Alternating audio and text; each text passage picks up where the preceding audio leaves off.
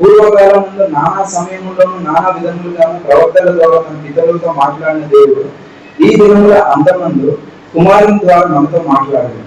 ఆయన ఆ కుమారుడిని సమస్తమునకు వారసునిగా నియమించాను. ఆయన ద్వారా ప్రపంచాలను నిర్మించాను.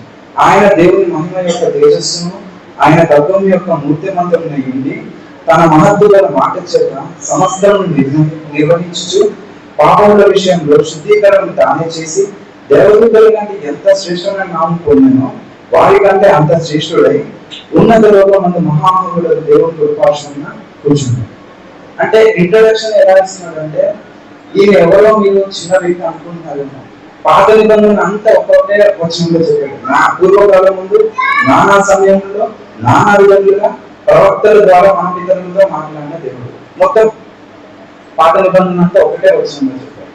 నానా సమయంలో నానా విధములుగా, కొన్నిసార్లు దేవుడు దర్శనం ద్వారా మాట్లాడారు అబ్రహాంతో, కొన్నిసార్లు కళల ద్వారా మాట్లాడారు దేవుడు మన యోసేపుతో, కొన్నిసార్లు మనం చూసుకుంటే యెషయా, ఇర్మియా, యెహెజ్కేలు, దానియేలు, ఇంకా చిన్న ప్రవక్తలందరూ హోషేయ, ఆమోసు, యోనా, అబద్యా, మీకా, వీళ్ళందరినీ చూసుకుంటే మనం దేవుడు నానా సమయంలో నానా విధములుగా ప్రవక్తల ద్వారా మాట్లాడారు మన పితరులతో.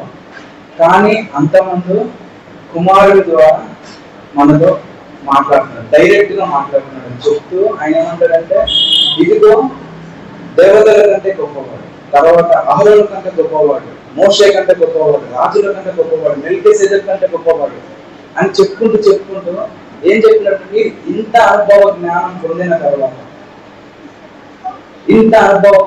పొందిన తర్వాత బుద్ధిపూర్వకంగా ఎలా పాపం చేయగలరు? అది ప్రశ్న. అంటే పాపం చేస్తే ఇక పాపం బలి ఉండదు. అంటే బలి ఉండదంటే అర్థం ఏంటిది? క్రీస్తు చనిపోయి ఉపయోగం లేదు.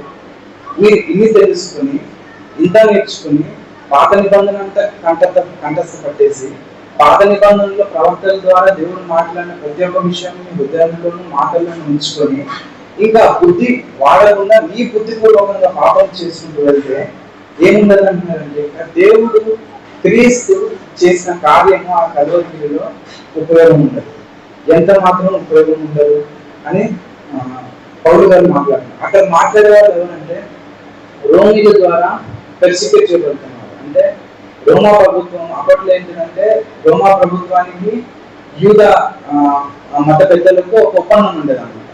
యూద సెన్హెద్ర సభ అంటారు, సెన్హెద్ర సభకు వచ్చేవారు లేదా సమాజ మందిరంలోకి ప్రతి శనివారం వచ్చేవారు మినహాయింపబడతారు.